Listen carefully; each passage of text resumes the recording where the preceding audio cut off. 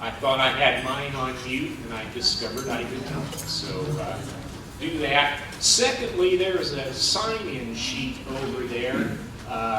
We really would like everybody who is here this evening to sign in. Let me tell you, Justin has everybody on tape. If you don't sign in, we will track you down and bill you for your dinner. So make sure you've signed in. The topic of our forum is experiential education. That's been chosen to complement our new quality enhancement plan, our new QEP, Bring Learning to Life. That focuses on experiential learning, and that's what we're here to talk about this evening. It's my privilege to introduce our speaker, Dr. Greg Lorenz.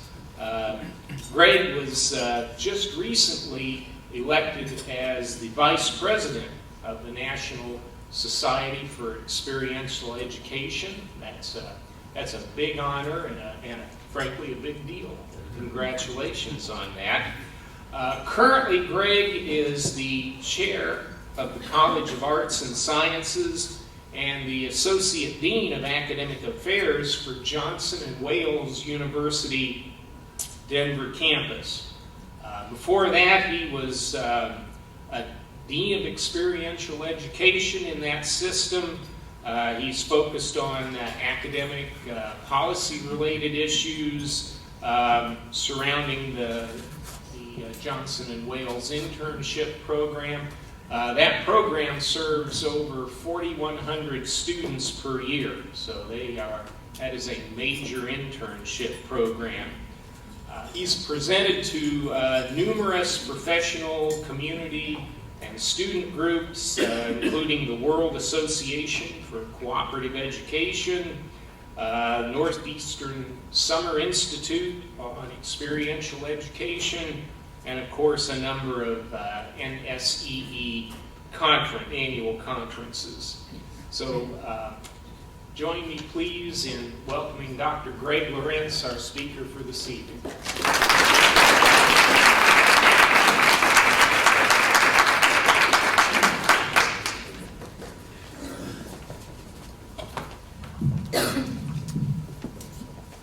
A lot of technology happening here.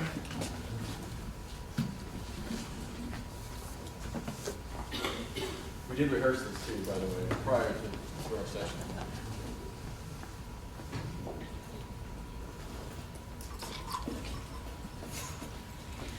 We have planned to be in C2 if this does not work.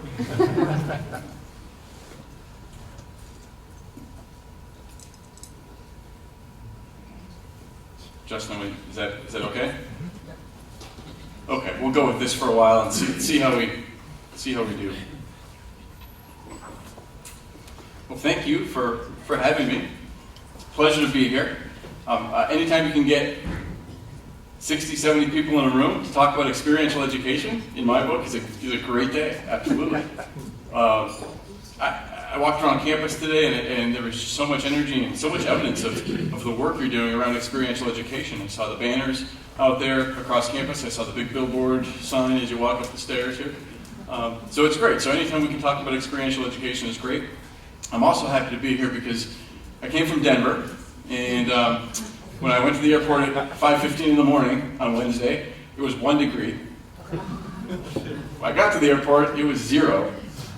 Got on the airplane, and we waited for 2 hours on the runway to de-ice the airplane. So, not think I'm going to make my connection to Paducah at O'Hare Airport. I'm literally running through the airport with the bag in hand, and we've all been that person or have watched people like that. Come to find out, the plane to Paducah was delayed by 5 minutes, so I made it. It was great. But it is balmy here. It was like a beach here today right now. So 30, 37 degrees was great today. Cami kept asking me, where's your jacket? Where's your jacket? I said, I don't need a jacket. This is just beautiful. So, I want to also thank you because I know personally and professionally you have a lot going on, and to come to an evening event takes effort and it takes intention. So I want to thank you for making the time to do that. And I know on my campus, I have to say that we run around all the time, and we're always asking people for something. Can you get me this? Can I get this report? Have you finished this? Have you finished that? And we don't take the time to just stop and talk and just have a meal with each other and talk about professionally and personally what we're doing. So I think this is a good opportunity to do that. I'm glad that this event has created that experience for you. So as I thought about my role here today, and kind of what I was going to do, where I fit into this quality enhancement plan, I had to go back to the main goals and objectives. And the main goals and objectives, that I know you've all read the quality enhancement plan. I'm sure it's on your desk, right? I had QEP in here, and I had my instructional technologist look at this at the presentation, and she said, "You need to spell out quality enhancement plan." I said, I think they know what it is. She said, just in case. Okay, so the first goal around the quality enhancement plan is to foster an institutional environment that encourages and supports the application of knowledge and skills in a real-world setting through experiential opportunities. Specifically, the first objective, to enhance our awareness of experiential opportunities. Second goal is to provide experiential learning opportunities which benefit the Murray State University community.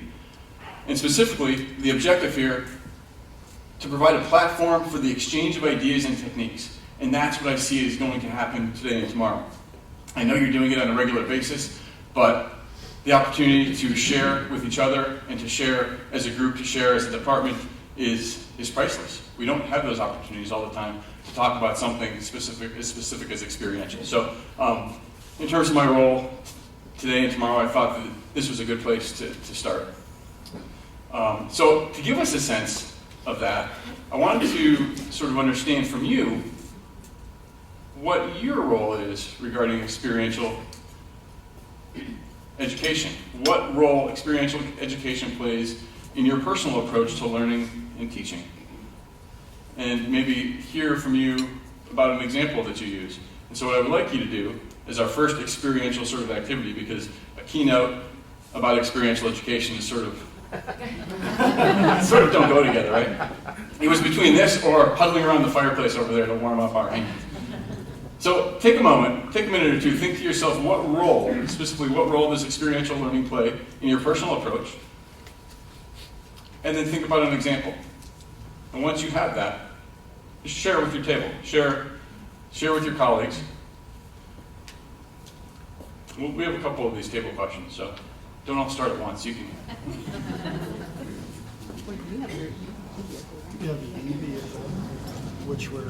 I realize it's open-ended in a way, but that's good.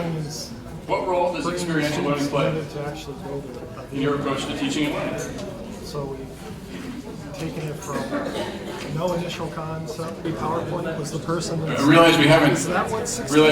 Conversations are still happening, which is good. That's the intent, that we can actually have some conversation around experiential learning. I'd like to just hear from a few people, and I have a microphone so we can hear. Are there any examples or just any thoughts around from a table that we want to share about your approach to teaching and learning experientially? There was some conversation about how is that defined. So does my experience line up with the definition? What is the definition? Okay, so and that's the second question we got about the definition of experiential. A piece of that was the definition described in the QEP versus just a broader definition. And so, okay, but are there,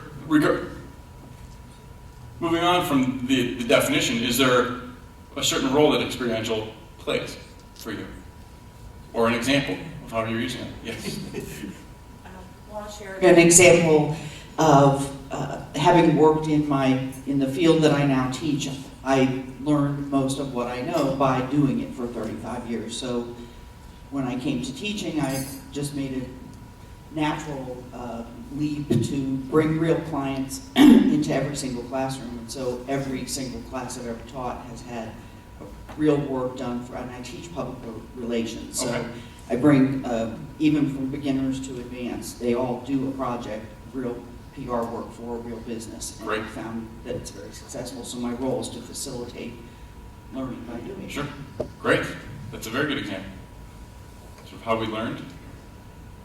Anybody else? Table in the back over here. Anybody? I guess I'll. Teachers are the best students, aren't they? I teach music business here at Murray State. And I have a class right now that is an artist management class that I'm teaching them how to be artist managers. So we brought a local artist, singer, who's trying to make it. We brought her into the classroom. We let them interview her. She played for them, talked to them about her background.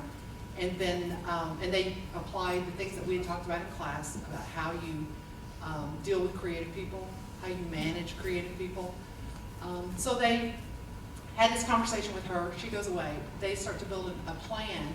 They break into groups, and they are going to pitch her their business so they can be her manager. So she goes away. They work on their projects. She comes in, and they have to present as a company to her to be her manager. Sure. And then she chooses one of the companies as her new management company. Oreo? I mean, Oreo? Yes. Oh, no. No. No, that's next semester. Yeah, next semester's class. Lots of our programs have internships where our students are required to go out in industry or in business or in hospitals and complete an internship for a semester. And those are usually graded, and sometimes they're non-graded. In addition to that, we have lots of applied projects in the engineering field where the kids get involved in senior project classes as well as in our 100 level classes. They build everything from trebuchets to almost you name it, and they compete against each other, or powered vehicles and so on. Last year, in the engineering technology area, we won first place in a national competition with I guess a fluid-powered, human-powered bicycle. And so, in every single one of our classes, we have applied projects that wouldn't qualify for the SACS QEP definition of experiential learning. But then we also have lots of projects, lots of activities, lots of external things that do qualify. So as you think about experiential learning, it seems to me that you got to think about, okay, are you doing applied things in your classroom that apply the learning in an experiential way? And are you going to call that experiential learning? Or are you going to have a specialized definition for experiential learning that says only these certain things qualify for evaluation for meeting that criteria? That's a great, those are all great examples, and we are going to touch on that a little bit later. But in terms of kind of what counts as experiential, right? And I guess I'll just mention this now, but I was going to do it later. You have the requirement of an experience-rich activity, an ERA, as an opportunity. All students should have the opportunity to participate in one. Doesn't mean they have to. That's my understanding. However, if you want to create a culture around experiential, should that extend beyond just a one-time experience of an ERA?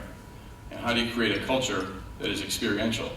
So we'll talk about that a little bit more, but to your point, I think both, right? So you're going to have things that qualify, that meet the criteria, things that might not meet the criteria, but it might not mean that they're not experiential. So we'll get to that. So I know there's plenty of other examples, but one of the reasons I wanted to do that is personally just to hear, but also more importantly for you to hear from each other about what are the sorts of things that you're doing, because you're your best resource here on campus. You're absolutely your best resource on campus for ideas and thoughts and these sorts of things. So hopefully this can serve as that platform to exchange ideas and understand a little bit more about the world of experiential. Which leads me to this here. You know, it's never good when you have your presentation on the plane and then you start to play with it, reorder things as you get going. But that's what I did today because I thought that this was important. I served for 7 years as Dean of Experiential Education for our university system, which was a unique, we have 4 campuses in our system, geographically dispersed. And so I was one of the people in the driving the strategic plan around experiential learning. And there was a lot of travel involved with that. And this summer I moved back to a position on our Denver campus. And wanted to align more with the academic community, and that's what I did. And a lot of people came up to me this summer and said, "Oh, congratulations on your new role, but you must be really disappointed that you don't get to work with Experiential anymore."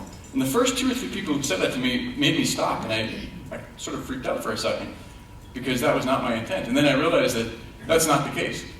I am still involved with Experiential, just from a different seat and from a different perspective. So I'm not driving the institutional strategic plan around experiential education anymore, but now I'm working with my colleagues at the campus level and department level and college level, and we're doing those sorts of things. So regardless of your position, regardless of your title, you're all in the world of experiential.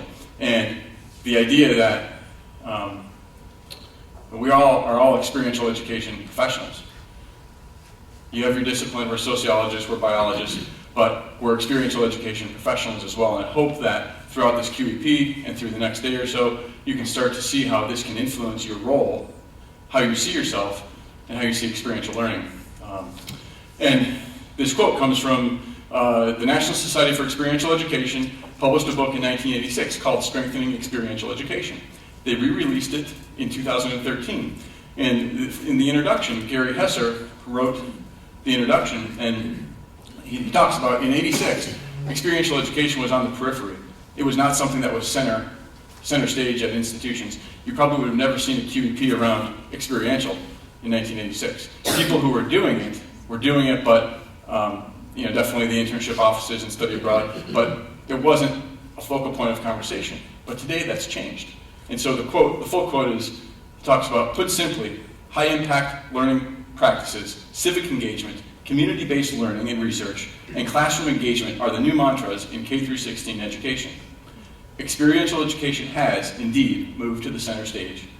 We are certainly in a new era, one requiring competent experiential education professionals, now more than ever. And that's how we, in my opinion, should start seeing ourselves beyond what our title says or our day-to-day roles. So, wanted to put that out there for you as we sort of set the stage going forward.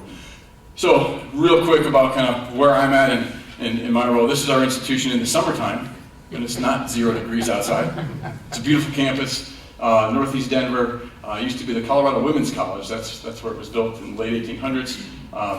We are a private nonprofit institution, 4 campuses organizationally, 3 on the East Coast and 1 in Denver. We have about 17,000 students total, both graduate and undergraduate. And experiential is part of our DNA. We do it, we've done it for a number of years. The journey that we went on, sort of my role in that, was back in 2006, the institution had a strategic plan, and one piece of that plan, not the entire plan, but one piece of that plan was to re-engineer experiential education. And there was a lot of components of that. One of the components revolved around having consistency with appropriate flexibility for colleges and departments to do what they needed to do. And there were pockets of experiential education. The answer to any question around experiential at our institution was, it depends. So what's the prerequisite for that internship? Well, it depends on the college or the program or the campus. How do you know if there's inequality in that program? Well, it depends. It depends, covered everything. So we needed to sort of rein it in, and we had centralized and decentralized programs, and it was all over the place. It was still good. We were doing good work, but we weren't able to capture it. We weren't able to celebrate it. We weren't able to know what each other was doing. It was just all over. And so, through a lot of work in 5 years, we changed that. And the NSE, National Society for Experiential Education, played a big part in that, along with other organizations. And we accomplished a number of things. Don't change your slides. Don't change the order. We have now about 4,200 students a year that do internships. Full-time, 40-hour-a-week plus internships. We have over 500 students that do study abroad experiences a year. We have formed a relationship with Tulane Medical School to work on food, health, and nutrition together with our culinary arts department. We have instituted a $3 million annual internship support fund for students who want to participate in an internship that's unpaid, but yet they can't because they don't have the resources to do it. So we've provided stipends for those students to do that. So we've done a number of things. Our assessment program we developed it, we've increased quality controls and all these sorts of things that you're doing and you're talking about. We've gone through the same piece. The next strategic plan comes out, or I'm sorry, the new mission and guiding principles comes out, and the revised mission and guiding principle says to enrich our academic programs with experiential and work integrated learning.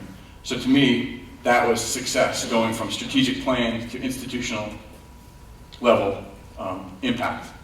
Just last month, our president received an award of excellence in experiential education through the National Society for Experiential Education for a number of things and the work that's been accomplished at the institution. So point is that it's a journey, and you are in the journey. You're in the middle of it right now. And so you have to keep doing it and creating a culture around it and capturing it, and these are the sorts of events that allow you to do that. So, one of the things I do for the National Society for Experiential Education is I teach workshops, I facilitate workshops, and one of them is called Strengthening Experiential Education. And the framework that we use is up here. We talk about all these different areas about, at the institutional level, how do you strengthen experiential education? And so we can take those handouts now. Yeah. And so I love doing this activity, this exercise with the participants, because it really gives you a sense at the institutional level where experiential education is at. And so I have this for you, and I want to do this. It's a quick exercise for you, and we're handing out the gray one. This will be the gray one. And I realize you might not be able to see that, so we have handouts for you. We have about, 7 or 8 areas where I want you to rate on a scale of 0 to 5, 0 being none, 5 being very much, where the institution is at in your opinion.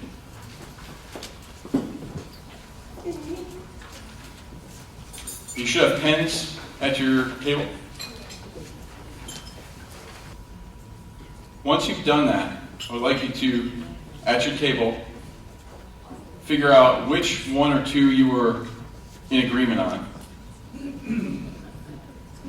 If there are, let's go with one. which one you were in agreement on. And which one you were not in agreement on.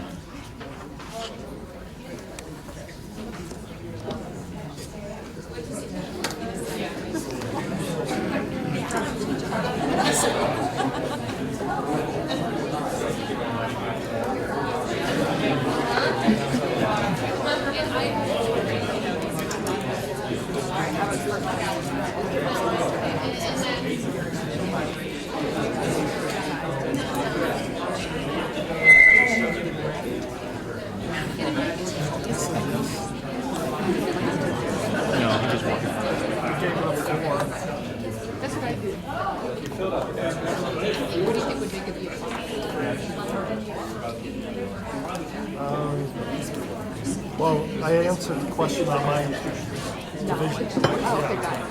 Oh, in your area. In my area, but I don't know the other areas of campus. So it's hard for me to say it's a 5, not having personnel. Do you need a handout? Oh, tell him. Great. We got the SPSS happening.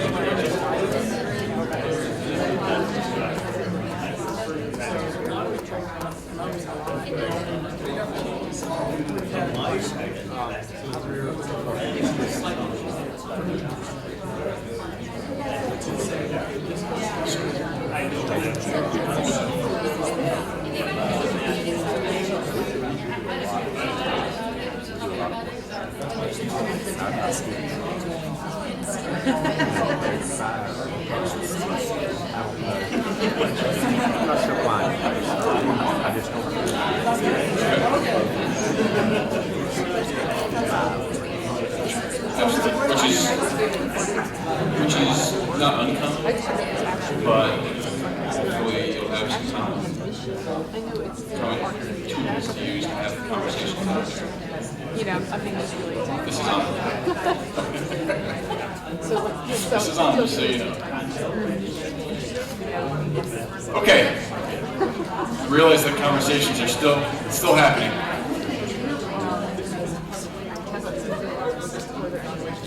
This is an activity and a conversation that I believe and I hope will happen and will continue beyond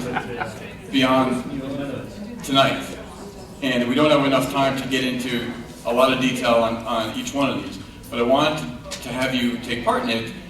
Number one, to generate discussion around some neutral, objective sorts of indicators.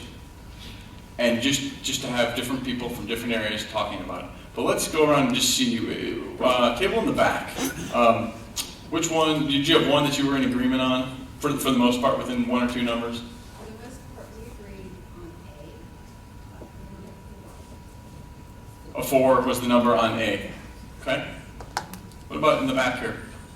We were agreed on number C, that 4.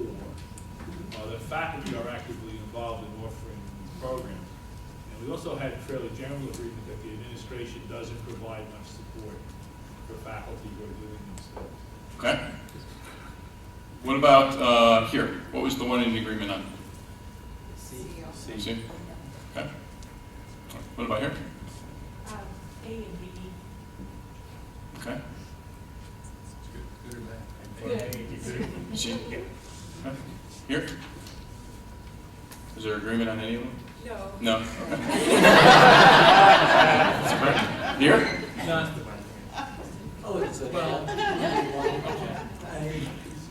Okay.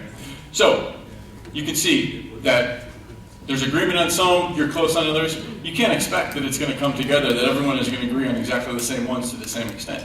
However, this is one of those tools and resources that you can use. We're talking about experiential education institutionally here. We'll talk about it programmatically at the classroom level too. But here's one conversation starter that you can have. Hopefully I didn't start a conversation that's never going to end though. So,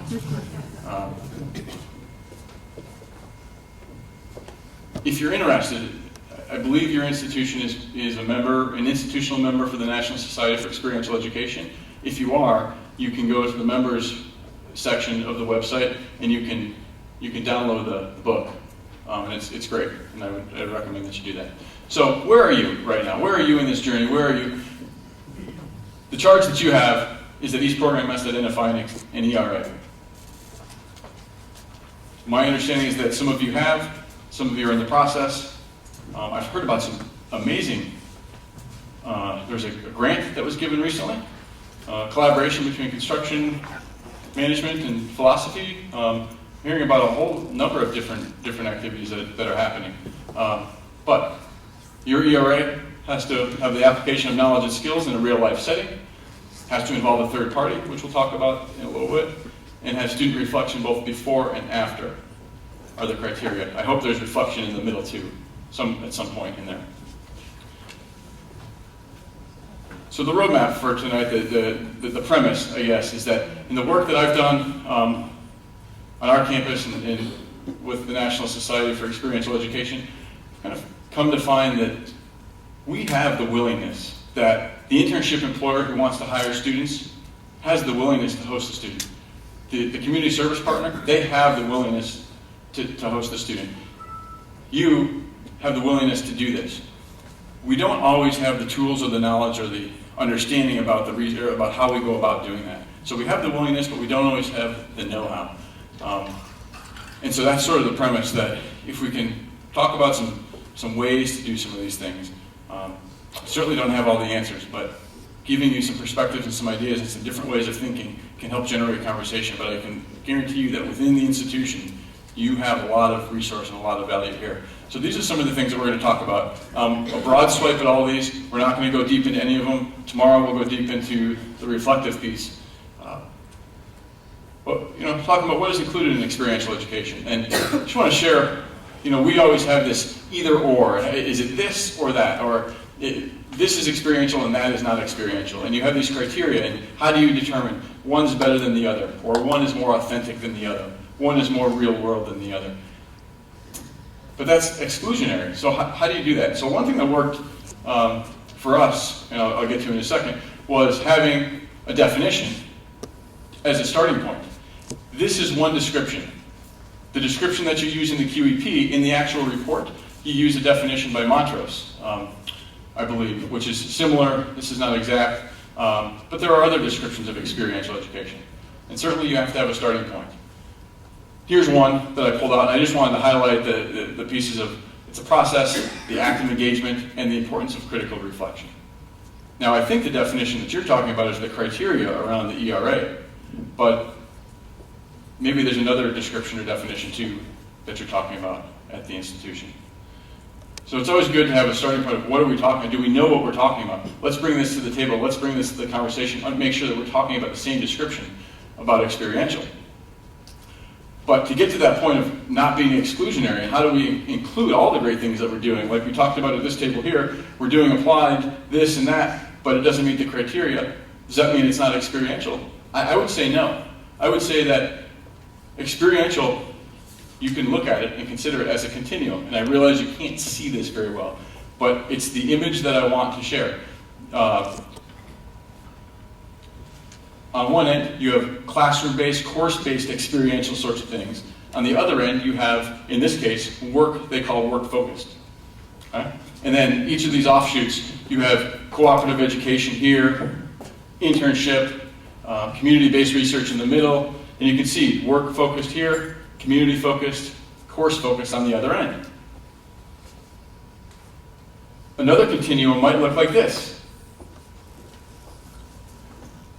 A real world, I just called it a real world continuum. Active and applied learning on one end, work integrated learning on the other. However, you could switch these around however you wanted based on the institution, based on your program, based on a number of factors. We had this debate, vicious debate, discussion, and it was one of the best things ever. It kept going and going and going about what is experiential. And we came to this idea of the continuum in that, why can't we include them all? And we had a number of people study abroad and service learning and people doing directed work experiences and all these things that were experiential, but yet they felt like they weren't being recognized. So how do we capture this to move us forward so we're not getting stopped about this is better or this doesn't qualify or any of that? We did a continuum. And you could do this for a number of things. But this was extremely helpful. And so what I would like you to do is draw your continuum for your program, for your area, for whatever that means for you. So not thinking about you as a faculty member in the class that you teach as much as what does the ERA, or what does the continuum for your program look like? Do you have one? If you don't have one, what might it look like?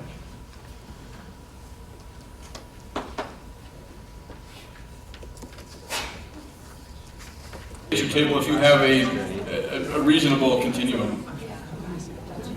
Here you go. Okay. Do you guys have a reasonable continuum, individually or as a table? Do you have? I have an individual. Okay. I see one here. Okay. And here's why this is important. If we want to create a culture around experiential, it should be more than a one-time experience. How do you make it extend beyond? And so, if you have an ERA, how many of you have one because I'm not quite sure if people are developing them or if they've already established. We're kind of okay. Most are in the development stage. Okay. We only have 3 or 4 that actually turn it in. Okay, perfect. That's okay. So if you don't have one, if you have some thoughts around one, where might it fit into your continuum?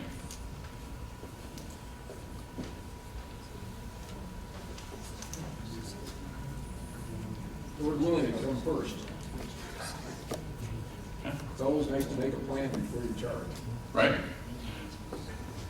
Let's back up for a second. Give me a couple examples. What does your continuum look like? If you're at a table, or I know some people have defined it. I saw one over here.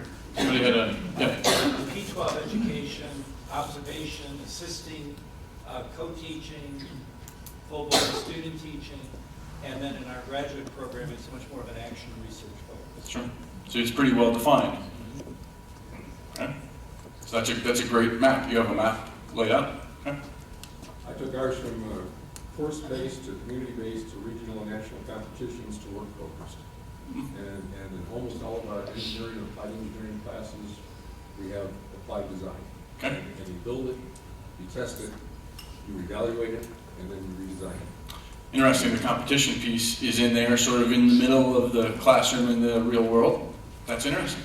I've not heard that before. One of the things that I think we've learned in our department is that if you start at the course level, it's a lot easier to build to the higher levels from there because you start from a strong base. Sure. That's just one thing that I think we. Anybody else? What does a continuum look like? Wait. Oh. Hand mic, okay. We'll watch the recording. You might have to press it again to turn it on. Just hold it until it turns green.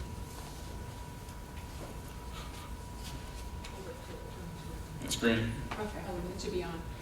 Is it going? Ah, there you go.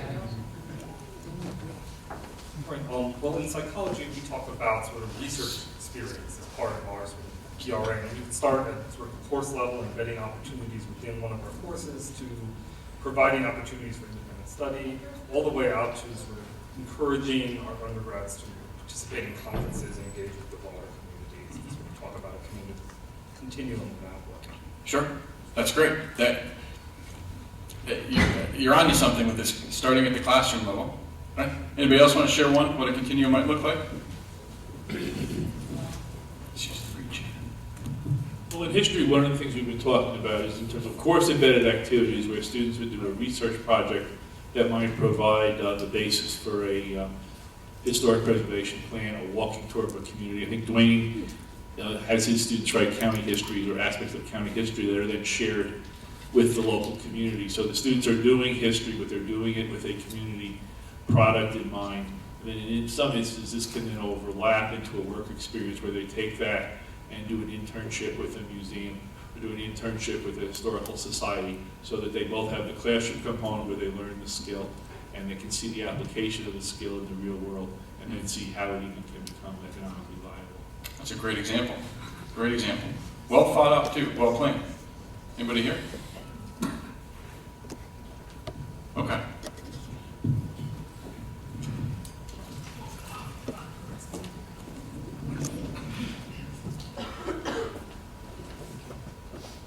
So another way to think about this, and this you can't see, and at first I was really disappointed about that, but it's better now that you can't see the words, because let's think about this from a student's perspective.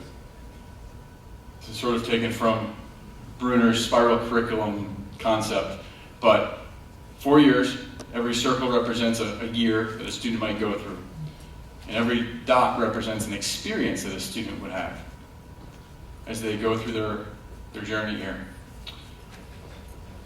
Big dots could be something more formal and programmatic, like a study abroad experience or an internship. Smaller dots could be something classroom-based or something more frequent. And I'm not assigning it. Different colors could be, they take their core curriculum and maybe there's English-related sorts of things or history here.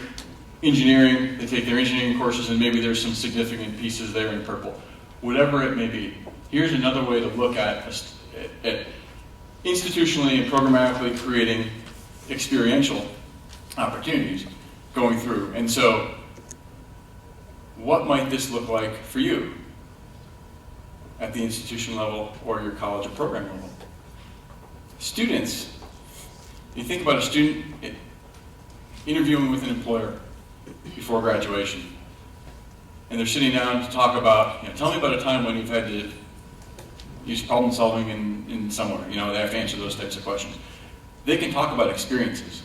They can talk about what it was like.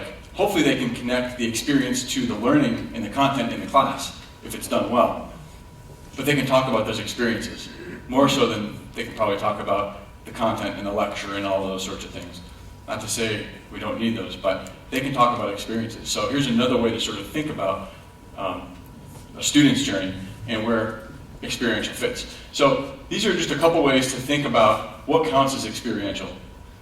I tend to take the approach that it's a big continuum. More is better, especially if you want to create the culture that it's beyond a one-time event or one-time experience. What difference does experiential education make? I'm not going to spend a lot of time here because you're already in the middle of the QEP. You've already understood this. You have the willingness to do some of these things. But I know there's people who aren't here today, and then we're recording this, and that you have access to some of these slides later. But I just will share a couple pieces about why experiential, why not do something different. But you've already agreed that this is important. National Training Laboratories talks about this retention of learning pyramid. I know the percentages differ by model that you look at. But as you go farther down, the more experiential it gets, the greater the retention of learning. So that's something that I'm sure you're all familiar with. I like this out of the Journal of Marketing Education.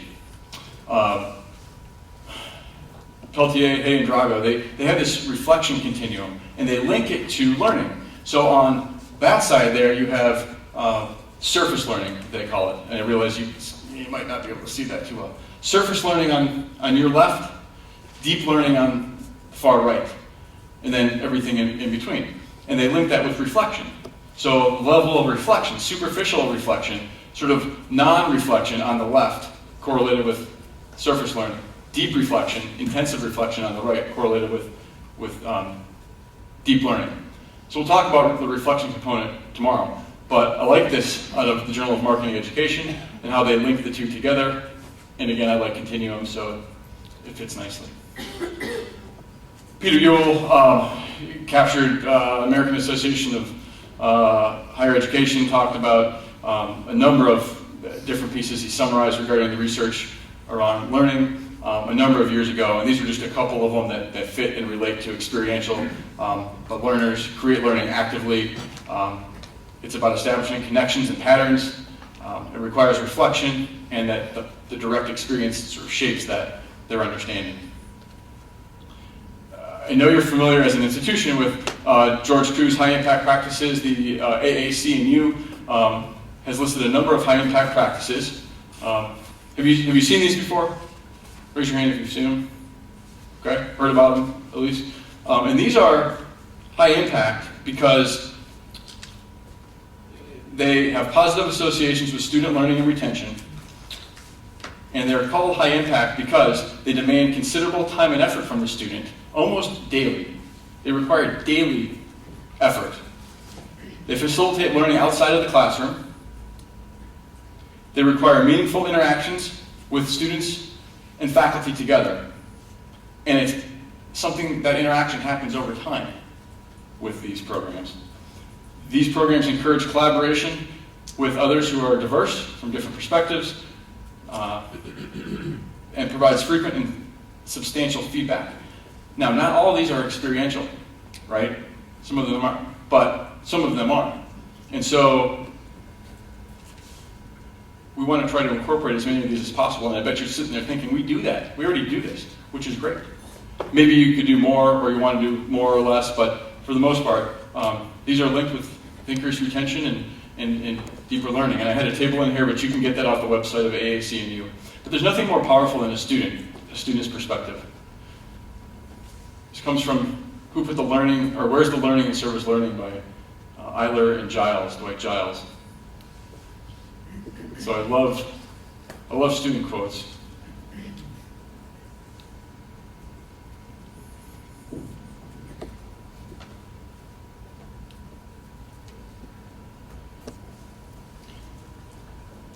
I think there's a lot in that. Obviously, if the learning stays with you, and back to that scatter plot visual, a student can describe their experiences, and it often stays with them. And so how do we create those intensive and impactful experiences for students?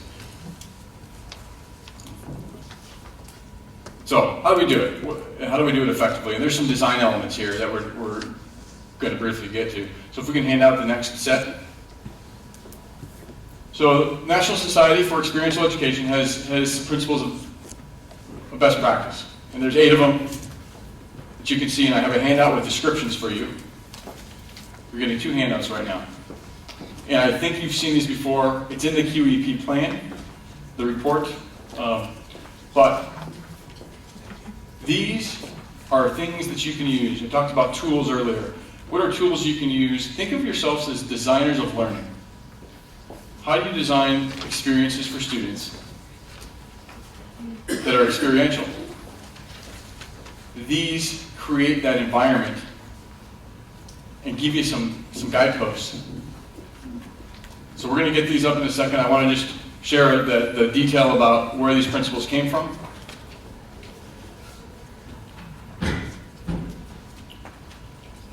You will notice that some of them are a bit vague, intentionally.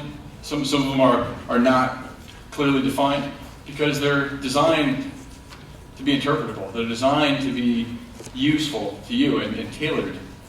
And I love going to conferences and talking about and hearing about how different institutions are using these principles. And how can you use these principles at the course level, at the program level, or at the institutional level? So,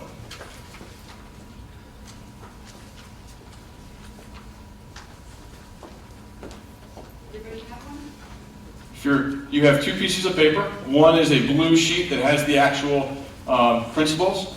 It's probably 7 font, so if you can't read it, I understand. I apologize. I'll have to make it a bit bigger next time. What I would like to do now, though,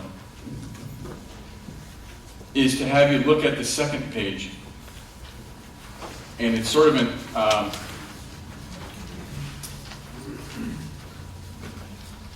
there's a lot of things you could call this. I've called it an audit before, but that word doesn't have a good connotation. Unless you're an accountant, I guess. I knew you were standing right there. Let me just explain a little bit about how these have been used in the past. So, personally, we had this gap, this divide between, we had a centralized internship system, which we had an internship office, and they would coordinate and facilitate all the internships on behalf of the colleges. And we assumed that there was a lot of coordination and conversation and discussion and planning happening between the colleges and the office. But in fact, at times there wasn't. And so I needed to bring those groups together to have a conversation about not this versus that, or this is better than that, or you're doing it this way, or that. Let's look at some objective criteria and have a discussion about them and see where we're at. And so this proved to be really helpful in a way, number one, and most importantly, to generate conversation where there wasn't. But then at the program level, it helped us understand where the gaps were, where we were on just different pages, what things we needed to do better, and which things we weren't even touching. And we found that probably some of these just weren't applicable. But, so, quickly, and then I'll give Lilia the handouts, and if you want to do these at home, I'll give you the handout and you can do these over. But quickly, think about your program or your experiential activity or whatever is in your mind and go through and rate yourself, rate your program. We'll do that now. Didn't realize you're going to have to work tonight, I know.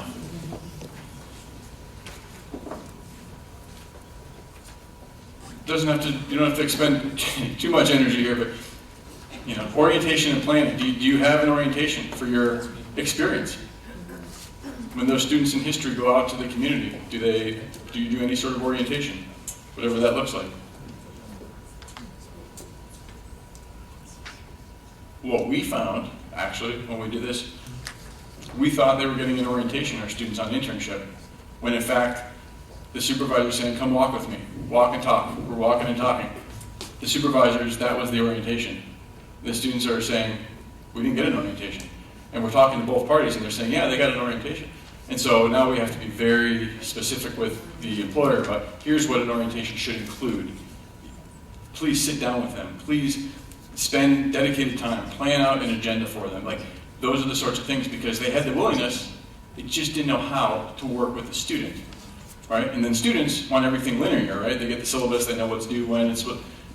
But the workplace is totally different than that. So they so we realized that through this exercise, wow, orientation was something we really needed to work on.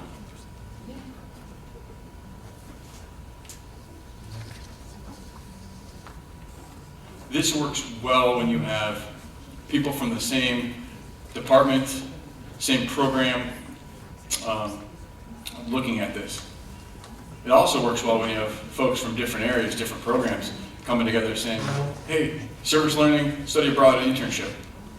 Wow, we don't do any acknowledgement. But service learning does. So what can we take from service learning? How can we do this? I'm using that as an example, but that's a bad one because I know you do it very well here. So, just to keep this moving, I would like to hear from somebody who's gone fairly through most of this piece, or even if you've gone halfway. Which ones are you doing really well? Which ones, in your opinion? I don't need to know why. Just which ones do you think you're doing well? What about table? What about here, Stephen? I'm a high school program, so I'm trying to figure out how to make this work. Okay. With the upper mathematics science program as far as them learning how to do hands-on stuff. Sure. Because I wonder that I get more fun in when they can do things hands-on as opposed to looking at a book. Absolutely. This principles still apply regardless of what level, where you're at. Anybody here? Which ones are you doing really well? Put you on the spot. No. Okay. Okay, so you do everything right? Okay. Let me go over here. Put my colleagues on the spot. Which ones do you do well? The intention and authenticity. Okay, attention and authenticity. We are pretty awful at the monitoring and continuous improvement. Okay. So, Okay, good to know. What about over here? Which one do you do well? I would say authenticity and reflection. Okay, good. Which one do you need to work on? Monitoring and continuous improvement. Okay. Is that the same for me? Yeah? Okay. And so,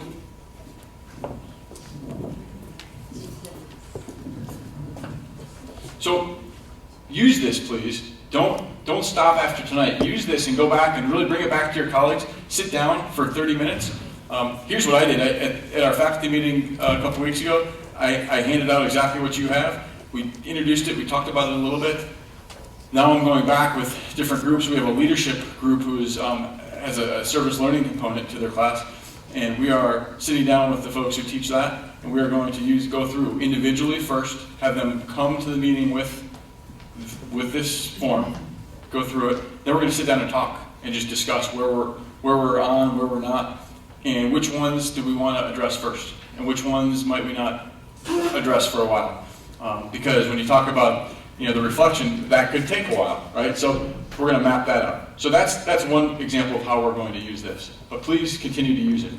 So the other design element here is reflection. If we go back to the definition of experiential, and all the David Kolb information that you had before, as you walked in, you were coming here, the reflective piece was a huge aspect. And I really like this description of how we as designers of learning can make sure that reflection happens. Trent, if you're not familiar with the Association for Authentic, Experiential, and Evidence-Based Learning, really interesting organization. They are leading the e-portfolio movement. So if you're looking at e-portfolio, it's a great organization to get connected with. This just came out it was like a blog or it was a listserv just a couple weeks ago. I saw it and I said, this is classic. And this is something that I wanted to use.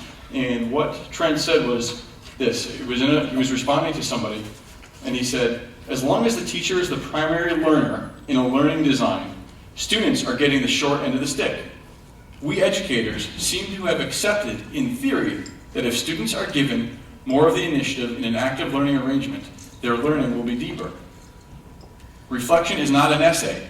Although the results of reflection can be expressed in an essay, reflection is a thought process. We don't so much teach reflection as create situations in which reflection is inevitable. And so this gets into, this is hard to do it. It really, and I was the person at conferences that would sit there and go to these workshops, and I'm thinking, how do I operationalize this? I know we need to do it. I don't know how. How can we do this? And it was just through a lot of conversation and searching and reading and just grabbing ideas from different people to say, how did you do it? And what I found, and we'll get into this tomorrow, so I'm going to move past that, to understand some of these characteristics of reflection. It's continuous. It's something that should be continuous and ongoing. It's connected with assignments. It's guided. It occurs regularly. It helps clarify values. It includes goal setting. There's a number of things here about reflection, and you can look at these in more depth later. But I looked at a couple models, and I found two models that really worked well that I thought allowed us to simply and easily operationalize a process of reflection. One of them was Pam Kaiser from Elon University. She comes from a social work background, and she has this integrative processing model. And if you saw any of the David Kolb's experiential learning cycle as you walked in, it's very similar. She adds a couple more steps. And what I love about this is that under each step, each phase of this reflective cycle, she has prompting questions to use to sort of stimulate that reflective conversation. Whether it's discussion, whether it's written assignments, whatever. And it walks the student around. If you use questions from each one of those phases, it's great. It's been really helpful. And they're not hard. But sometimes you're stuck with, okay, I know I need to do that. Now how do I help the student move, and how do I create this reflective environment? Another great model that I would encourage you to look at is the DEAL model. Patty Clayton and Sarah Ash, North Carolina State, and they've done some different things. Some of you may already be using this, and if you're already using these, great. But the DEAL model, describe the experience, D is describe, examine, and you examine the learning in three different areas. So for example, an internship, you might be talking about your self-confidence and your communication skills and so on, and that might be more of a personal growth category. So she has prompting questions that you can use regarding personal growth. If you're into the civic learning area, there are questions that you can use as prompts for reflective learning in civic learning, and then academic enhancement. And so, and then at the end, how do you articulate learning? How does a student say, this is what I learned? And I was just sharing over here at dinner, Michigan State has a Center for Employment, the Collegiate Employment Research Institute, CERI, and they survey recruiters every year that hire college graduates. And one thing they found, they asked employers, they said, here are 8 experiential programs: service learning, internship, study abroad, went down the list. Which one is most valuable to you as a recruiter? And they said internships, I think. Which one's least valuable? Study abroad. Oh, wait.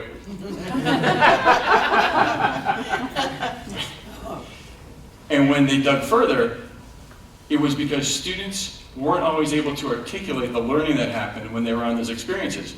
They would say things like, oh, it was really cool, I went to Paris and I got to do this, but they couldn't connect when they re-entered, when they came back. They couldn't connect the learning to the intended learning outcomes.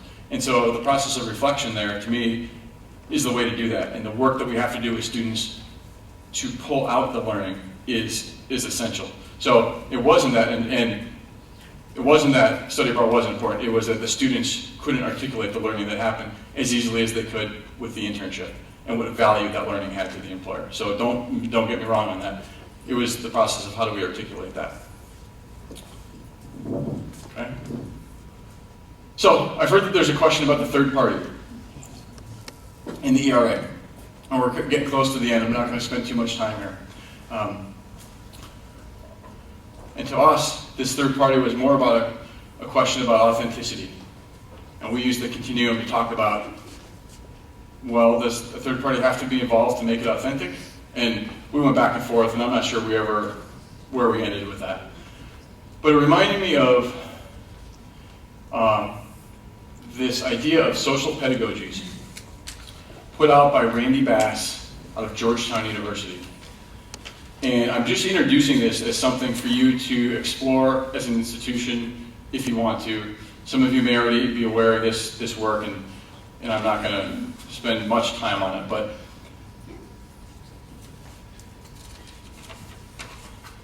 sort of takes advantage of this socialness of learning, this web-based participatory culture of learning. And it takes the idea of an authentic audience as something that's beyond the interaction between student and teacher to something broader than that. It creates a sense of intellectual community with students that are using social pedagogies, and it allows students to connect often outside of the classroom. It reminds me of the history example that we heard earlier. Okay? So here's an example, just a brief example here. Give you a second to read that.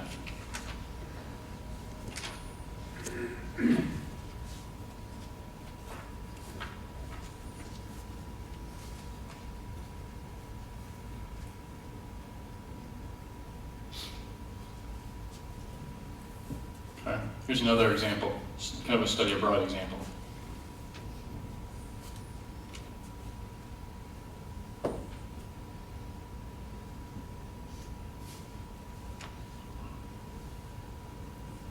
So the two similarities between these, and there's a whole bunch of other ones. They're active activities, active learning, but there's also a digital piece to it. Okay? And they talk about this authentic learning and what are authentic learning activities. They have to have real-world relevance. They allow students to examine a task from different perspectives and offer a chance to collaborate. But what makes this authentic? What makes that audience authentic? That there's something other than the grade at stake. And so if you think about social media and all those sorts of tools that we have at our disposal, when we're sharing our understanding beyond the grade, there's sort of this accountability. So whatever I put out there is mine. If I'm working with a community organization, I'm not just working for the grade. There's something other than that that's deeper than the grade that I'm working towards to help somebody else other than me. And so it allows students, or challenges them, to sort of think and rethink their understanding and their voice about their knowing about the information. And so as I've been reading about this, and knowing that this third party is sort of a question that you have, I just felt like there was an opportunity to learn more, and that I wanted to bring it to you and see if it's something that you wanted to do more with. Certainly up to you, but Randy Bass, Social Pedagogies, and you can look up some of the work that they're doing there. The Association for Authentic and Experience-Based Learning is doing some work here as well. Okay? I'm not going to take any more time and have you do another table question, but I want to just pose this for you and have you think about this as you go forward. You know, hopefully, as you go through the QEP process, the role that Experiential takes in your personal approach will be shaped, will be influenced, and it'll be different after than before you started. And so, as designers of learning, I think this is appropriate to me, in that we can get to that place where we're asking, you know, not what did I teach today, but where was the learning and the work today? And the fun part of experiential is you don't know what's coming. You don't know. You could do the experiential activity 1,000 times, and every time it's a little bit different because of the group of students, the third party, the preparation they had, whatever. And so if we can get to this place where we're thinking about where was the learning and the work rather than what we're teaching today, that would be a great place. I hope that today and tomorrow are useful for you. What an amazing opportunity for your campus to have an event like this, to share ideas and share resources. It's not happening, but I see evidence and I see artifacts of the banners and all those things happening around Experiential. That's amazing. It doesn't happen every school.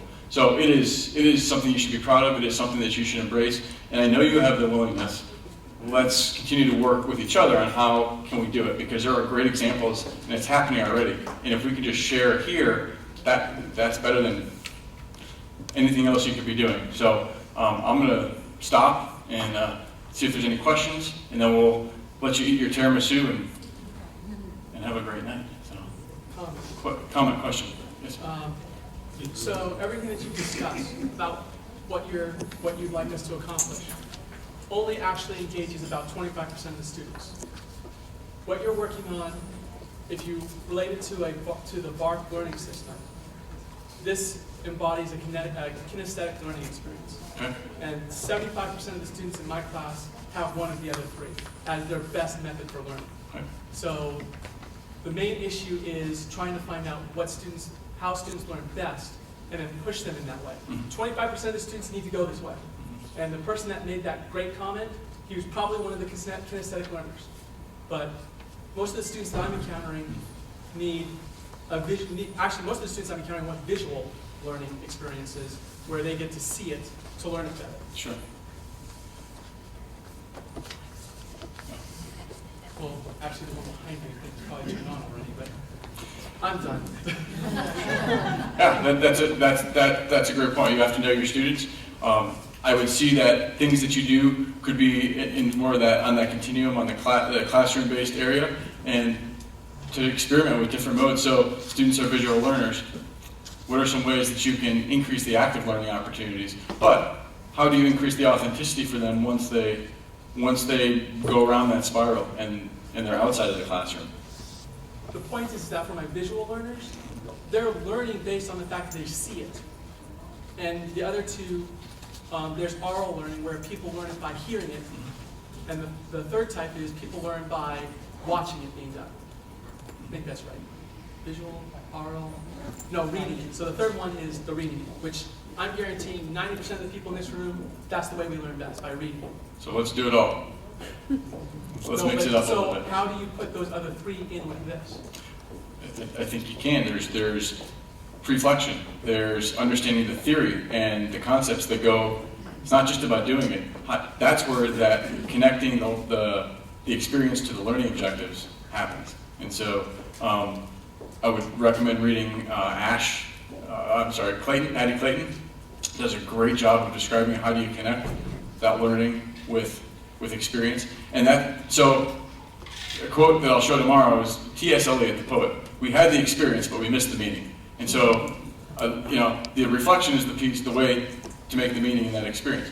So how can you can't just do it. Otherwise, there's just no learning there. But you have to, there's reading, there's writing, there's understanding, there's a lot of different ways to do it. It's exploring multimodal.